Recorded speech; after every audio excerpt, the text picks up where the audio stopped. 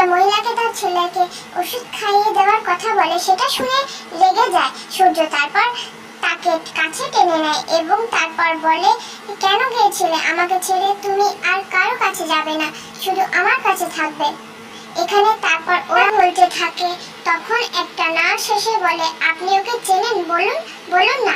তখন সূর্য বলে, চিনি। তারপর নার্সটি বলে, কে হয় আপনার? মনে মনে কথা ভাবতে থাকে।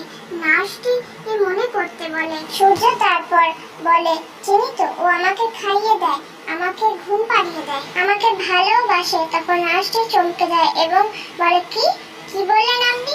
সূর্য বলে, খুব ভালোবাসা। নার্সটি তখন বলে, ভালোবাসা মানে জানেন আপনি? তখন সূর্য কাপড়ের টুকরোটা দেখায়। নার্স তারপরে খাওয়ার কথা বলে, না করে সূর্য। তখন দীপাকে বলে এবং দীপা খাওয়ানোর কথা বলে। নার্সটি তখন বলে, না, আমার আন্ডারে থাকা পেশেন্টের কোনো কাজ আপনি করবেন না, আমি করতে দেব না। তারপর জোর করে সূর্যকে নিয়ে যায়।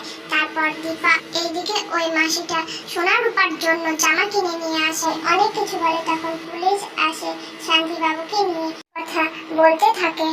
এদিকে নার্সটি সূর্যদের ঘরে আসতে থাকে। তারপর নার্সটি যাওয়ার পরে খাবার নিয়ে আসে এবং সূর্যকে খাইয়ে দেয়। তখন মুখ মুছিয়ে দিতে থাকে। তখন নার্সটি আসে এবং আগের একটা কথা ভাবতে থাকে, আর উর্মি উর্মি মনে রাখতে থাকে। সূর্য দীপা তো দুজনের দিকে তাকিয়ে আছে। দীপা তারপর শুনতে পায় না এবং নার্সটি গায়ে হাত দিয়ে ডাকে গিয়ে ওর কাছে এবং বলে, তোমাকে কখন থেকে ডাকছি, সাড়া দিচ্ছ না? দীপা তখন বলে, কখন কখন?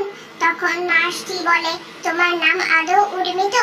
এদিকে পুলিশ সূর্য কাকিমাকে ফোন করে বলে সোনার উপর খোঁজ পাওয়ার কথা।